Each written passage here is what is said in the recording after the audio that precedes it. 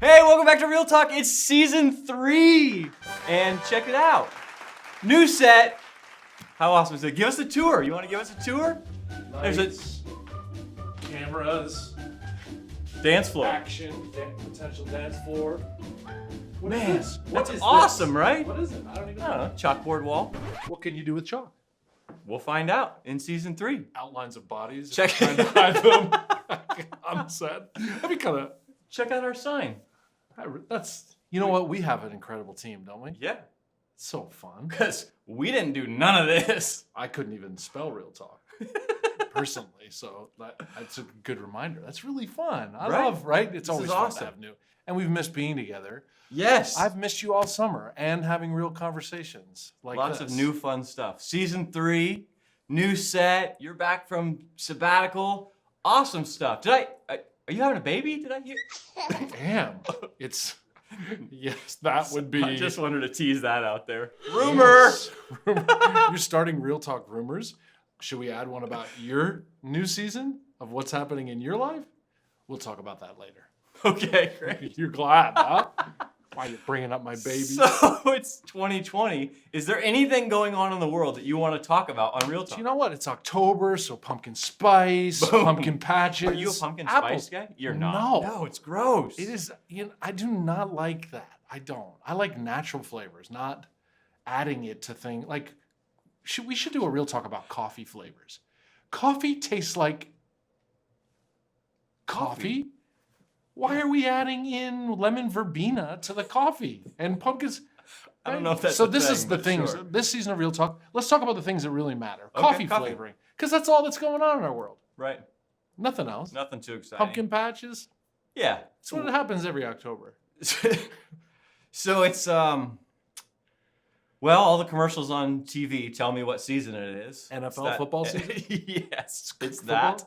It's that. It's It's also that every 4 years season that we just want to get over quickly, right? wow. Good old election season. Every ad on Oh, every gosh. platform and every is for a politician. Yes. And in your mail, do you still get mail? Yes. Like snail mail? Yeah. And Lots of ads. There's people. Fuck, they spend money on those expensive, like, I know, full Thick. color, thick. I know. and You guess know- where it goes? The circular file? Before it even goes in the house, right? No, throw it right in the garbage. I mean, that's just the real talk kind of. Does anybody actually read that stuff and like, I don't know. It's expensive, so they must. and it changes your opinion? I don't know. Not mine.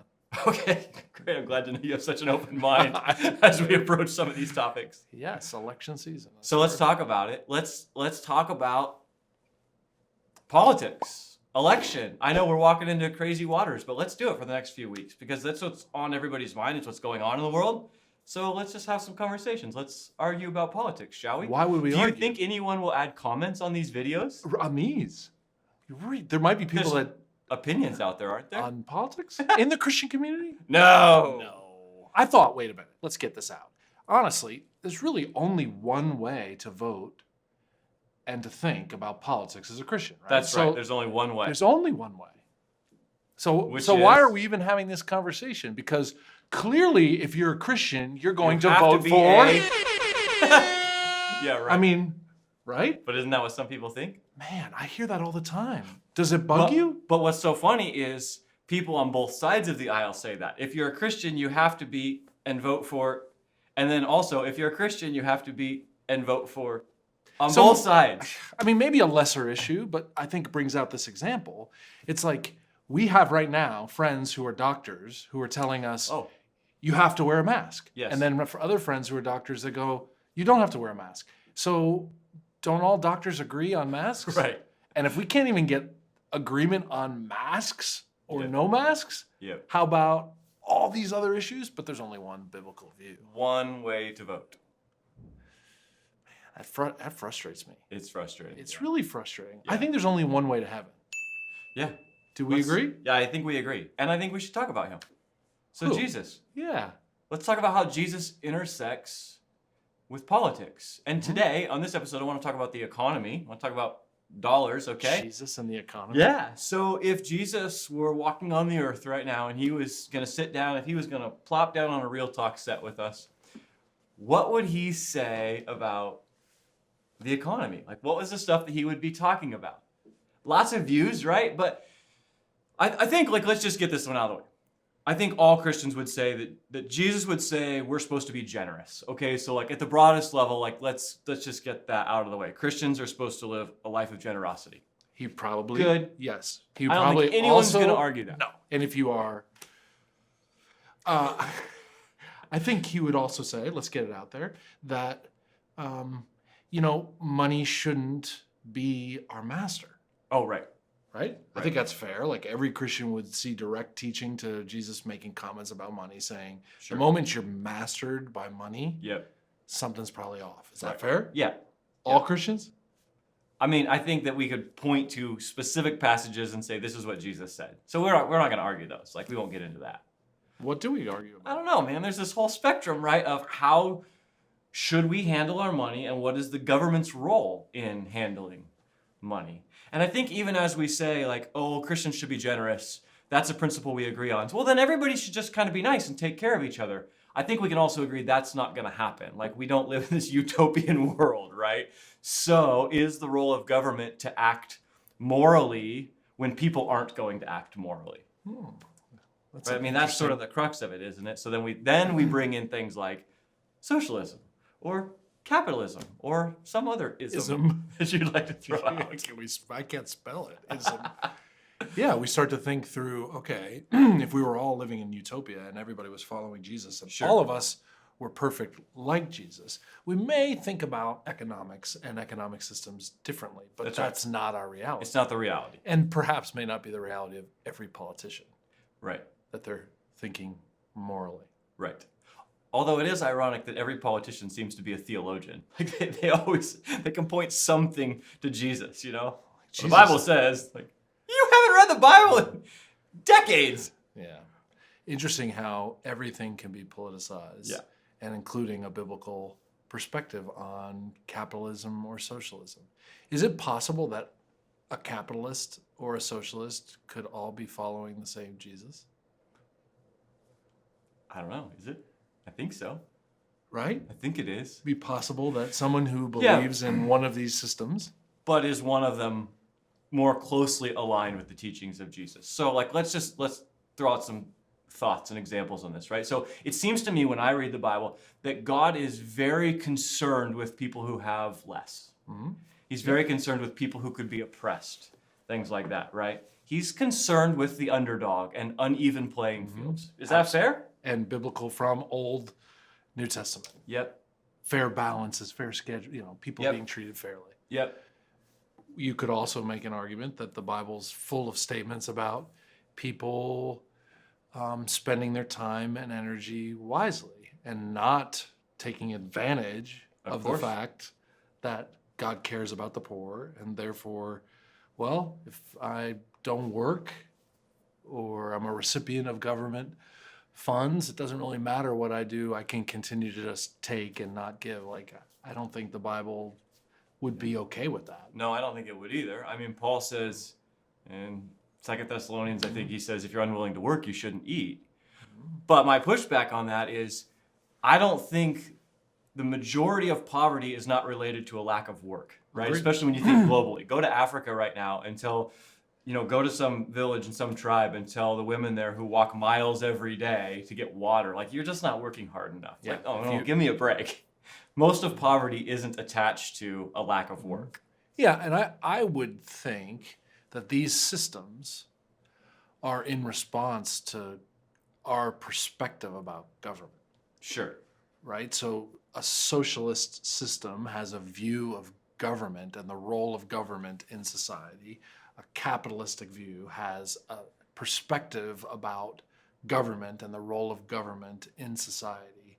And so those things influence our opinion about, I'm a capitalist, Sure. I'm a socialist. I could be a Jesus follower and a capitalist. I could be a Jesus follower and a socialist.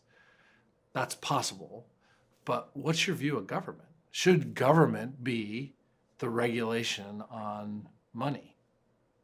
Well, and we all draw the line somewhere, because even at the simplest sense, we pay taxes, right? So some could argue that any taxation is is essentially government involvement where it shouldn't be. But we all pay taxes. So it's almost like there's a spectrum here. And Jesus makes a comment about that, He says pay taxes. right? Render unto Caesar. He doesn't flip the table over on Caesar in that moment when he's given an opportunity to Right. talk about it. It seems like there would be some opening.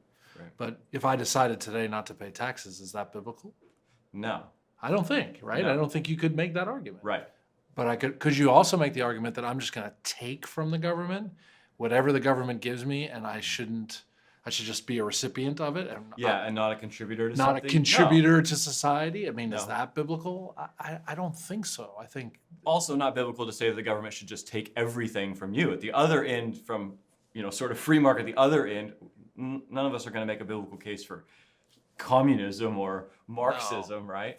I don't think you can make a good biblical. But in between, it's really muddy. Even the Pope comes out and says we have to do away with free market capitalism. The Pope just said that it's ruining the world. And you know, the piece of it that's so individual is, I think a capitalist who is connected to God and listening to the truths of God and caring about loving God and loving neighbor can be a Christ-centered, God-honoring capitalist. Sure.